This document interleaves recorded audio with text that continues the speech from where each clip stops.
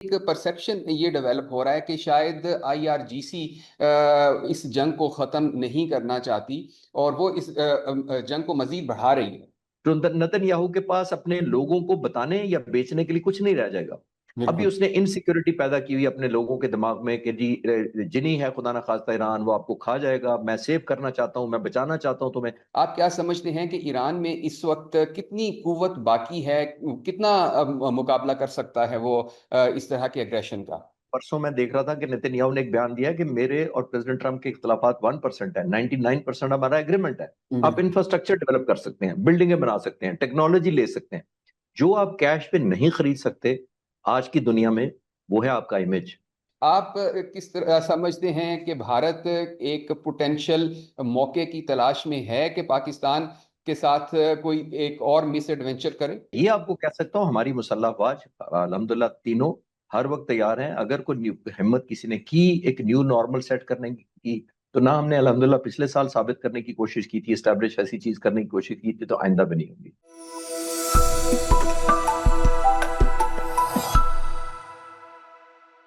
बिस्मिल्लाहिर्रहमानिर्रहीम। नाजरीन, V news exclusive के साथ मैं हूं फैसल कमाल पाशा। नाजरीन, ईरान और अमेरिका के दरमियान जारी जंग जो है वो अब जल्द ख़त्म होती नज़र नहीं आती। 8 जुलाई को ईरानी पासदारान इनकलाब ने जिस तरह से खलीजी ममालिक के ऑयल टैंकर्स के ऊपर हमला किया और फिर उसकी रिटेलिएशन में जिस तरह से अमेरिका इस वक्त बम्बार्डमेंट कर रहा है ईरान के मुख्तलिफ फ़ौजी तनसीबात पर और ऑयल की तनसीबात के ऊपर, उससे ये मामला अभी जल्द खत्म होता नजर नहीं आता। इस की खित्ते के ऊपर क्या असरात होंगे, इस सूरत हाल के खित्ते के ऊपर क्या असरात होंगे, इस पर बातचीत के लिए आज हमने अपने स्टूडियो में दावत दी है जनाब air commodore retired Khalid Chishti साहब को। जाने माने तज्जिया निगार हैं दिफाई अमूर के हवाले से और बड़ी एक एक्यूरेट राय रखते हैं ख़ास तौर पे मिलिट्री के मामलात के हवाले से। इनसे आज हम जानने की कोशिश करेंगे इस मामले में, और दूसरा ये भी जानने की कोशिश करेंगे कि पाकिस्तान ने बतौर सालिस जो किरदार अदा किया और पाकिस्तान के जो दुश्मन कुव्वतें हैं वो किस तरह से पाकिस्तान को मसाइब से दो चार करने की कोशिश कर रही हैं। सर, बहुत शुक्रिया आपके वक्त का। बहुत शुक्रिया भाई साहब, आपने इनवाइट किया जी, और शुक्रिया आपने अच्छे लफ्ज़ इस्तेमाल किए मेरे बारे में। सर, अच्छा सर, सबसे पहले तो ये ईरान और अमेरिका 8 जुलाई को झड़पें हुई, फिर उसके बाद 2 दिन के बाद एक खामोशी हुई और अब फिर वही सूरत हाल है। क्या समझते हैं आप कि जो आईआरजीसी है वो क्या ईरानी सियासी क़यादत के ताबे नहीं और वो खुद से ये कर रही है, या ईरान की सारी सियासी क़यादत भी इन फैसलों के पीछे है? जी शुक्रिया। देखिए, ये जो आपने सवाल पूछा है इसमें क्लैरिटी है, क्योंकि जो आईआरजीसी है, मेरा ख्याल ये है कि जाहिर है जंग ज्यादातर उसने लड़ी, जो पॉलिटिकल लीडरशिप थी वो तो डिप्लोमेसी की तरफ ज्यादा मसरूफ भी थी। आईआरजीसी ने जिस तरह जंग लड़ी, और जाहिर है अमेरिका जैसे मुल्क को जिसको बैकिंग थी इसराइल की, उसको न्यूट्रलाइज करने में या सस्टेन करने में जाहिर है कलीदी किरदार आईआरजीसी का ही था। हम्म। फिर आप ये भी एंड में रखिएगा कि उनको एक न्यू फाउंड लीवरेज भी मिल गई। उन्होंने ना सिर्फ सस्टेन और सरवाइव किया, उनको ये भी लगा कि हम एक स्टेट ऑफ हॉर्मोज को अपनी रेट कायम कर सकते हैं। जंग को उसने उन्होंने अपनी मर्जी के मुताबिक, जैसे आयतुल्ला खामनाई ने शहादत से पहले कहा था कि हम रीजनलाइज कर देंगे, उन्होंने रीजनलाइज कर दी जंग। उन्होंने इसराइल को एक ऐसी कॉस्ट इम्पोज की कि डाइवर्जेंट हो गए दोनों मुल्कों के, अमेरिका और इसराइल के जो मिलिट्री ऑब्जेक्टिव और पॉलिटिकल ऑब्जेक्टिव थे, उसमें आपको दरारें नजर आई, पहली दफा आपको एक डाइवर्जेंस नजर आई। तो ये एक स्ट्रेंथ थी जो ईरान की लीडरशिप ने की है। जाहिर है बिल्कुल। पॉलिटिकल लीडरशिप अपनी जगह है, लेकिन मोस्टली मिलिट्री ऑपरेशंस क्योंकि आईआरजीसी ने लड़े हैं, तो हम्म। उनको ये न्यू फाउंड रेलेवेंस या न्यू फाउंड लेवरेज का एहसास है। और वो समझते हैं क्योंकि जंग हमने लड़ी है, तो इसलिए फैसला साजी में भी कलीदी किरदार उन्हीं का होना चाहिए। बिल्कुल। इसी वजह से आपने देखा कि बहुत फर्म स्टैंड ले रहे हैं। हम्म। खास तौर पर स्टेट ऑफ हॉर्मोज पे उनकी टॉलरेंस जीरो है, कि अगर कोई वॉलेट करता है उनकी मर्जी के बगैर, तो जी। वो उसको पनिश भी करते हैं, हमला भी करते हैं। और जैसे मैंने कहा कि खुद भी कीमत बर्दाश्त करते हैं। वापस जब अमेरिका स्ट्राइक करता है तो जाहिर है खुद इनका भी बहुत नुकसान होता है, और बहुत हुआ भी है over the past few months. तो ये एक रेलेवेंस देखने में इख्तलाफात तो नहीं कह सकते, हम्म। लेकिन अपना इन्फ्लुएंस को वो कन्वर्ट करते हैं into authority, and authority means negotiation के लिए। बिल्कुल बिल्कुल। लेकिन सर ये जो आईआरजीसी ने नई एस्केलेशन लैडर इख्तियार की है, बड़ी तनकीद भी हो रही है, और ख़ास तौर पे बहुत सारे ममालिक, पाकिस्तान जैसे ममालिक भी, जो जिन्होंने ईरान का बहुत साथ दिया, बहुत सपोर्ट किया, और इस जंग को रुकवाने के लिए राइटली ऐसे इकदाम किए कि जो करने चाहिए थे। लेकिन अब ये एक परसेप्शन ये डेवलप हो रहा है कि शायद आईआरजीसी इस जंग को ख़त्म नहीं करना चाहती, और वो इस जंग को मजीद बढ़ा रही है। देखिए भाई साहब, जब भी आपके मिलिट्री ऑब्जेक्टिव्स हासिल हो जाते हैं तो बहुत केयरफुल प्लानिंग और डिजाइनिंग करनी होती है वापस कन्वर्ज करने के लिए पीस की तरफ। जी। और इसमें कोई शक नहीं है कि ईरान को एक लीवरेज मिला है। हम्म। इसमें भी कोई शक नहीं है कि अमेरिका का वो इन्फ्लुएंस नहीं रहा जो जंग से पहले था, और खास तौर पर याद होगा आपको साल पहले जो पीस बोर्ड की बातें हो रही थी, वो इन्फ्लुएंस नहीं है। जी जी। तो एक न्यू डायनामिक्स जितने डेवलप हुए हैं उसके आईआरजीसी इंश्योर कर रही है कि जो स्टेट ऑफ होर्मुज को जितनी सख्ती से वो कंट्रोल करेंगे या जितना फर्मली मैनेज करेंगे, शायद उनको बार्गेनिंग लीवरेज उतनी ही बेहतर मिलेगी जब एमओयू कन्वर्ट होगा किसी भी एग्रीमेंट में। जी तो जी। ये एक स्टेप फॉरवर्ड देख रहे हैं, वो समझ रहे हैं। ये मैं पहले उनके पर्सपेक्टिव से अर्ज करता हूं और फिर मैं समझता हूं, मैं उस पर कॉमेंट करूंगा। मुझे लगता है वो ये समझते हैं कि जितना हमने फर्मली और जितना जीरो टॉलरेंस के साथ स्टेट ऑफ हॉर्मुज कंट्रोल किया, दुनिया में प्रेशर में आएगी, अमेरिका बहुत प्रेशर में आएगा, और आने वाले वक्तों में उनको बार्गेन बेहतर मिलेगी हम्म। एक एग्रीमेंट की शक्ल में। बार्गेन का मतलब ये है, हो सकता है एसेट फ्रोजन है, ट्रेड करने की इजाजत है, ऑयल एक्सपोर्ट करने की, जो भी है जी जी। वो बेहतर मिलेगी। लेकिन जो मैं एनालिसिस अर्ज करना चाह रहा हूं वो इसमें खतरा अटैच है। हम्म। खतरा ये अटैच है पाशा साहब कि देखिए, ये दुनिया में इस वक्त भी अमेरिका सुपर पावर है। जी जी। इस वक्त भी उसके पास तकरीबन 6,500 फाइटर बॉम्बर जहाज हैं। उसकी तकरीबन मरीन के पास 900 के करीब हैं, 1,500 के करीब उसकी नेवी के पास हैं, 4,500 उसकी एयरफोर्स के पास हैं। जी उसके जी। पास 11 एयरक्राफ्ट कैरियर है उनके पास, हर एक की कीमत $13 बिलियन है। हर एक पर 70-75 जहाज उड़ते हैं। ये जमीन पे की तरह टुकड़ा एक 4.5 एकड़ का फ्लोट कर रहा होता है समंदर के अंदर। और ये जहां भी फोर्स प्रोजेक्शन करते हैं तो माइटी अभी भी अमेरिका है। ये बिल्कुल। जो हम अगर हम मिसअंडरस्टैंड करेंगे कि वो नहीं है, चले मैं और ज्यादा फोकस करता हूँ। तकरीबन 50,000 इस वक्त फौजी इस खित्ते में मौजूद है, अमेरिका के डिप्लॉयड है। अगर आप इंटरनेशनल फौजें देखें, दुनिया में 192 ममालिक जो हैं सबकी फौजों का देखें, कंपैरिजन करें, जी तो जी। पाशा साहब तकरीबन 140 ममालिक 192 में से ऐसे हैं जिनकी फौज की तादाद 50,000 से कम है। हम्म। दैट मीन्स कि जो अमरीकी फौज इसमें मौजूद है वो तकरीबन 140 ममालिक के या बराबर है या उनसे ज्यादा है। बिल्कुल। जिसका मतलब ये है कि अमेरिका के सदर पर ये बहुत बड़ा प्रेशर होता है कि आपकी मिलिट्री उसी तरह इंटैक्ट है, आप सुपर पावर हैं, आपने सिर्फ एक फैसला करना है, तो आप हमला क्यों नहीं करते। जी और जी। ऊपर से ऐड करें जरा मीडिया और जायनिस्ट लॉबी का प्रेशर, और बिल्कुल। टॉप ऑफ दैट ऐड करें नेतन्याहू फैक्टर जो नहीं चाहता कि जंग बंद हो। हम्म। नेतन्याहू के लिए हुजूर ये जो जंग है, या हम्म। ये जो अमन कह लें, जो पीस हुआ हुआ है, टेम्पररी जैसा भी पीस है या ब्रेक थ्रू हुआ हुआ है, थोड़ा सा टेम्पररी जो अप एंड डाउन तो होता रहता है, लेकिन हम्म। ओवरऑल फॉर्मल जंग रुकी है। ये नेतन्याहू के लिए सुइसाइडल है, ये जी जी। एग्जिस्टेशनल थ्रेट है। उसकी वजह यह है कि अगर यहां अमन हो जाता है तो नेतन्याहू के पास अपने लोगों को बताने या बेचने के लिए कुछ नहीं रह जाएगा। अभी बिल्कुल। उसने इनसिक्योरिटी पैदा की हुई अपने लोगों के दिमाग में कि जी जिनी है खुदा ना खास्ता ईरान, वो आपको खा जाएगा, मैं सेव करना चाहता हूं, मैं बचाना चाहता हूं तुम्हें। अभी एक सर्वे हुआ है चैनल 12 पर, मैं दोबारा अक्सर चैनलों पर रिपीट कर रहा हूँ, माजरत अगर आपने सुना हो। जी जी। चैनल 12 इसराइल का एक चैनल है, उसने एक सर्वे किया है, उसके मुताबिक सिर्फ 11% इसराइली ये समझते हैं कि हमने ये जंग जीती है। हम्म। इसका मतलब 89% ऐसा नहीं समझते। बिल्कुल। दूसरी तरफ उन्होंने ये भी देखा कि 71% इसराइली अब ये समझते हैं उस सर्वे के मुताबिक कि अब हम प्रेसिडेंट ट्रंप पर इतबार नहीं कर सकते इसराइली इंटरेस्ट के लिए। तो दैट टेल्स यू कि कितना ज्यादा नेतन्याहू पर प्रेशर है, और नेतन्याहू कितना प्रेशर ट्रंप पर कन्वर्ट करते हैं। आखिरी जुमला मैं ऐड करता चल कि इस वक्त शो स्पॉइलर बहुत बड़ा नेतन्याहू हो सकता है, बल्कि मैं तो शो डिस्ट्रॉय कह सकता हूं, जी क्योंकि जी। उसके लिए उसकी स्ट्रेटजी नेतन्याहू की ये है कि हिजबुल्लाह को इंगेज किए रखे लेबनान हम्म। में। जितना ज्यादा उधर वो फोकस करेगा उतना ही ज्यादा चांसेस है कि ईरान जंग में दोबारा कूद पड़ेगा इन बिल्कुल। In favour of in protection of Hezbollah. जी जी। और ये कामयाबी होगी नेतन्याहू की, क्योंकि अगर ईरान कूद पड़ता है दोबारा हिजबुल्लाह के हमायत में, तो बिल्कुल। उसको नेतन्याहू को लगता है कि अमेरिका जरूर मेरी मदद को वापस आ जाएगा। बिल्कुल। तो बिल्कुल। आखिरी जुमला इसके ऊपर वे फॉरवर्ड मैं अर्ज करता चलूं कि प्रेसिडेंट ट्रंप ने अगर ये जंग को कायम रखना है, मुआहदा जो हुआ है इस एमओयू का, जंग को रोकना है, हम्म। तो उनको एक प्रीएम्प्टिव और एक प्रोहिबिटिव कॉस्ट नेतन्याहू को देनी पड़ेगी। हम्म। जितना ज्यादा नेतन्याहू अश्योर्ड होगा कि अमेरिका नहीं आएगा, उतना ही ज्यादा वो रिफ्रेन करेगा। बिल्कुल बिल्कुल। एज अ मिलिट्री एक्सपर्ट, जिस तरह आपने बताया कि अमेरिका की कितनी बड़ी मिलिट्री प्रेजेंस इस वक्त मौजूद है और कितना असलहा और कितने मिसाइल जो उसके पास इस वक्त मौजूद हैं, उसके मुकाबले में अगर हम ईरान की फौजी ताकत को देखें, फौजी कुव्वत को देखें, और अमेरिकन ये बार बार दावा भी करते हैं कि हमने उनको डेसिमेट कर दिया है, उनके जो मिसाइल लॉन्चर्स हैं उनको डेसिमेट कर दिया है, ड्रोन्स की जो लॉन्चिंग पैड्स हैं उनको डेसिमेट किया है। आप क्या समझते हैं कि ईरान में इस वक्त कितनी कुव्वत बाकी है, कितना मुकाबला कर सकता है वो इस तरह के एग्रेशन का? देखिए, ईरान की भी टॉलरेंस जो डिस्ट्रक्शन लेने में है ना, वो बहुत करीब थ्रेशोल्ड की आई हुई है। यानी कि उन्होंने बहुत इनकेपेसिटेट किया है अमेरिका ने, हम्म। इसमें तो कोई शक नहीं है। जी इतनी जी। हैवी बम्बारमेंट हुई है 40 दिन तक।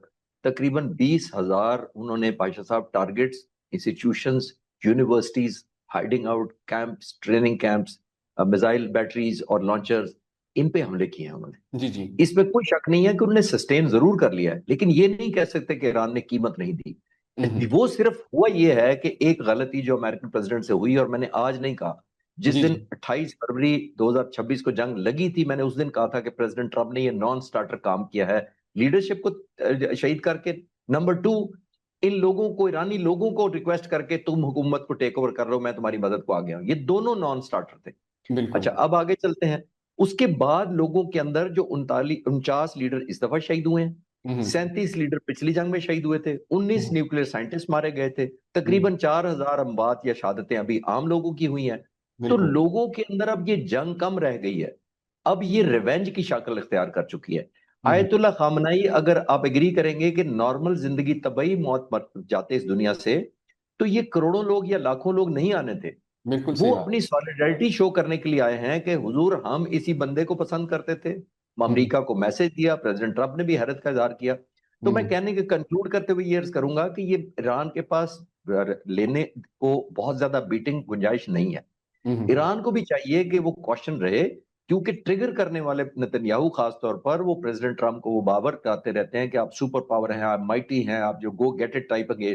जी जी। लेकिन अभी तक विजडम प्रिवेल कर रहा है कि प्रेसिडेंट ट्रंप रिफ्रेन कर रहे हैं। और हम्म। रिफ्रेन इसलिए कर रहे हैं कि उनको पता है कि अगर मिलिट्री ने 40 दिन अचीव नहीं किया कुछ पहले, तो अगले 40 भी नहीं अचीव कर पाएगी। तो टेबल पर ही बैठना है। सिर्फ ये जो आप इक्का दुक्का स्ट्राइक्स या हमले देख रहे हैं, जो तकरीबन उन्होंने ऑलमोस्ट 140 के करीब कर दिए हैं, वो लीवरेज वापस लेता है एक्चुअली अमेरिका ईरान से, कि ये बिल्कुल। ना समझ बैठे ईरान के उसकी मोनोपोली हो गई है, उसकी जारादारी हो गई है, वो अपनी मर्जी जो मर्जी करे। इसलिए हम्म। वो एक हिट बैक करता है, ताकि एक सेंस ऑफ रियलिज्म दोबारा ईरान के और उनकी लीडरशिप के दिमाग में क्रिएट कर सके।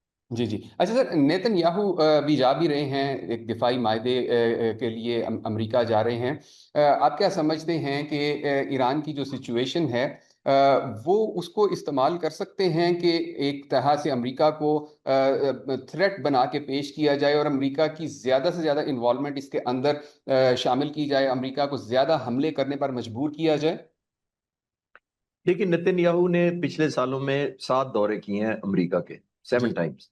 और आई एम श्योर 6 में तो उन्होंने यही किया होगा ना, कि जी हमला कर दें, वेनेजुएला आपने कर लिया तो आप ईरान भी इसी तरह ही कब्जा कर लेंगे।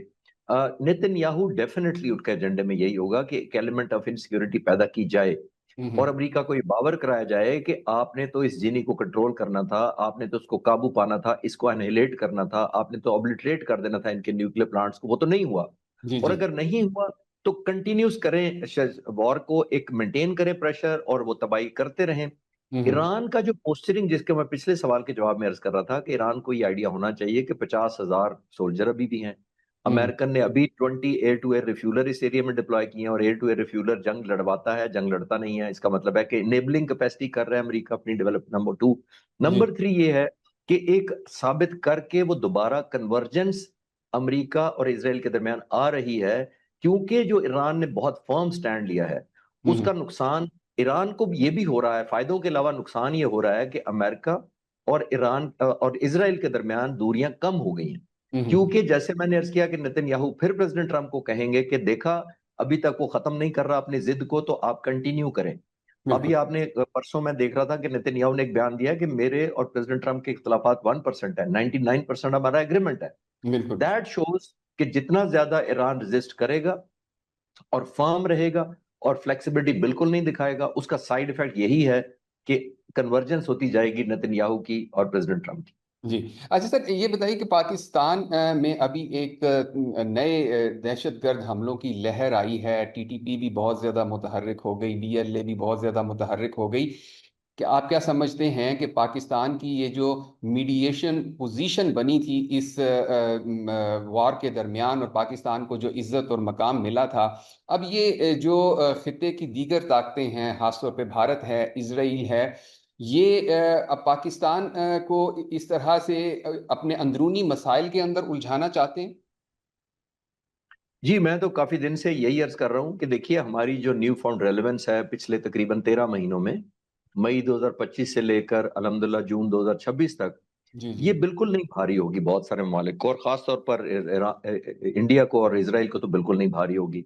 हम्म। पिछले साल देखिए मई में जब पर हमला हुआ था तो बहुत सारे लोग ये समझते थे कि पाकिस्तान सस्टेन नहीं कर पाएगा इंडियन प्रेशर। इंडियन लीडरशिप ने खुद ही कहा, वो समझते थे कि हम एक जज, ज्यूरी और एग्जीक्यूशन खुद ही बन जाएंगे, हम ही डिसाइड करें पाकिस्तान के अंदर खुदा न खास्ता कौन दहशतगर्द है कौन नहीं है। हमने मुंह तोड़ जवाब देके रिस्टोर कर दिया बैलेंस और एक न्यू नॉर्मल नहीं बनने दिया। जी दैट इज जी। Number one.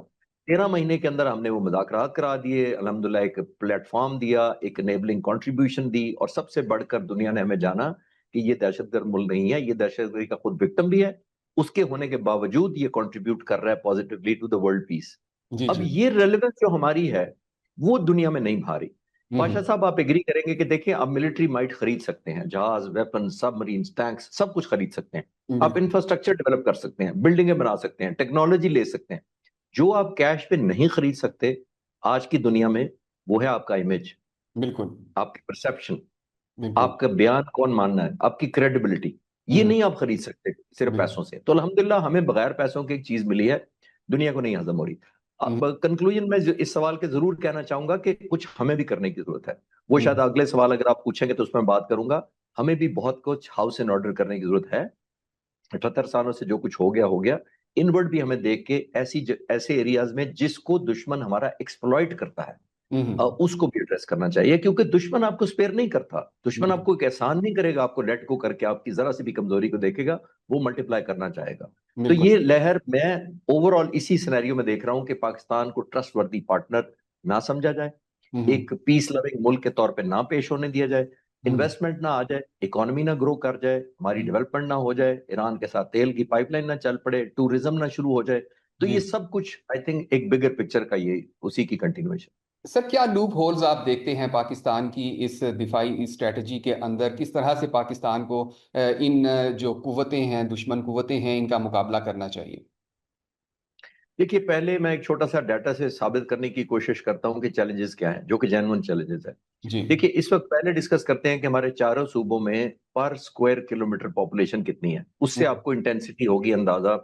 तकरीबन पंजाब में अगर आप देखें तो 640 लोग रहते हैं पर स्क्वायर किलोमीटर के अंदर। जी अब सिंध के अंदर तकरीबन 530 के करीब रहते हैं, केपीके में 420 के करीब रहते हैं पर स्क्वायर किलोमीटर, जी। जी। और बलूचिस्तान में सिर्फ 71 लोग रहते हैं पर स्क्वायर किलोमीटर, और ये बिल्कुल। पाकिस्तान का 41% रकबा है। अब मैं ये पिक्चर आपको इसलिए दी है कि हम डेवलप कर सके अपने जहन में एक पिक्चर कि वहां चैलेंजिंग क्यों है। 41% इलाका है, 71 लोग सिर्फ पर स्क्वायर किलोमीटर में रहते हैं, but that mean thinly populated है। मेरी खुद as a former fighter pilot air force में 2 दफा मेरी क्वेटा पोस्टिंग रही है, मैंने बलूचिस्तान को ऑलमोस्ट पूरा देखा हुआ है ऊपर से। मुझे पता है कि वहां कई कई किलोमीटर दूर तक ना कोई सड़क का निशान है, गाँव में बिजली नहीं है, रात को अंधेरे हैं। मैं ये कहना चाह रहा हूँ कि वहां क्योंकि सिस्टम ऐसा रहा, नवाब्स और फ्यूडल्स और ट्राइबल्स एरिया का रहा, तो वहां उनके लोगों में फीलिंग है कि उन तक वो जो प्रिविलेजेस मिलने थे, जो अपॉर्चुनिटीज मिलनी थी, जो facilities, education, health, medical, road, communication, वो नहीं पहुंच सकी उधर उस तरह। मैं किसी आजकल की हुकूमत को नहीं कह रहा, ओवर द ईयर्स यही हुआ है। आप लोगों से जाकर बात करेंगे, अगर 200 किलोमीटर क्वेटा से बाहर चले जाएं तो उनके लिए कोई फर्क नहीं पड़ता कि कौन हुकूमत में है। उनको बिल्कुल। पता है कि ना मेरे घर पहले बिजली थी ना अभी बिजली है, ना हम्म। मेरे बच्चों ने पहले स्कूल जाना था ना अब जाना है। तो बिल्कुल। हमें उनको अभी, मुझे पता लगा है कुछ स्टेट हमारे जो इदारे हैं, हमारी हुकूमत जो है, उन्होंने एक कैंपेन शुरू किया जो बहुत अप्रिशिएबल है। अब वो कर रहे हैं कि डिस्ट्रिक्ट तहसील लेवल पर लोग, तमाम जो पार्टिसिपेंट्स हैं, लोकल कमिश्नर या डिप्टी कमिश्नर जो भी हैं हुकूमत के इदारे, और लोकल जो आम पॉपुलेशन है, उनके नुमाइंदों से ये डिस्कस करके तय हो रहा है कि आपको पहले स्कूल चाहिए अगर आपको इतना बजट दिया जाए, या आपको सड़क चाहिए, या आपको पानी चाहिए, या आपको हॉस्पिटल चाहिए। हम्म। तो जब लोगों में सेंस ऑफ बिलोंगिंग होगी ना पाशा साहब, तो बिल्कुल। लॉयल्टी वापस आती है। जितनी ज्यादा हेल्पलेसनेस होगी, जितना उनको बेयकीनी होगी कि मेरे बेटे ने ना कभी फौजी अफसर बनना है, ना कभी कमिश्नर बनना है, ना कभी बड़ा अफसर बनना है, वकील बनना है, ना कोई बिजनेसमैन कर सकता है, ना वो मुल्क के बाहर जाके पढ़ेगा, तो उसके लिए इट डज नॉट मैटर। हमारे बिल्कुल। दुश्मन उसी को कैपिटलाइज करते हैं, बिल्कुल। उसी कमजोरियों को। हमें इनवर्ड भी देखना है, हमने दुश्मन की चालों पर नजर भी रखनी है, और जो ग्लोबल रेलेवेंस अचीव हुई है इसको वैल्यू ऐड करना है बाय एंगेजिंग द पॉपुलेशन। बिल्कुल। अच्छा sir, one last question sir, ये बताइएगा कि ये जो बाज दफ़ा वक्फे वक्फे के साथ एक बड़ी नाजुक सूरत हाल पाकिस्तान में लॉ एंड ऑर्डर की पैदा हो जाती है, भारत किस तरह से इस चीज़ को देख रहा है? उनकी तरफ से बयानात आते हैं, कभी उनके वजीर दिफा की जानिब से, कभी और बीजेपी के जो सरकर्दा रहनुमा हैं उनकी जानिब से इस तरह के जारहाना किस्म के बयानात आते हैं। अभी हाल ही में कश्मीर की जो सूरत हाल थी उस पर भी उनके जो मिनिस्ट्री ऑफ एक्सटर्नल अफेयर्स है उनके बयानात आए। आप किस तरह समझते हैं कि भारत एक पोटेंशियल मौके की तलाश में है कि पाकिस्तान के साथ कोई एक और मिस एडवेंचर करे?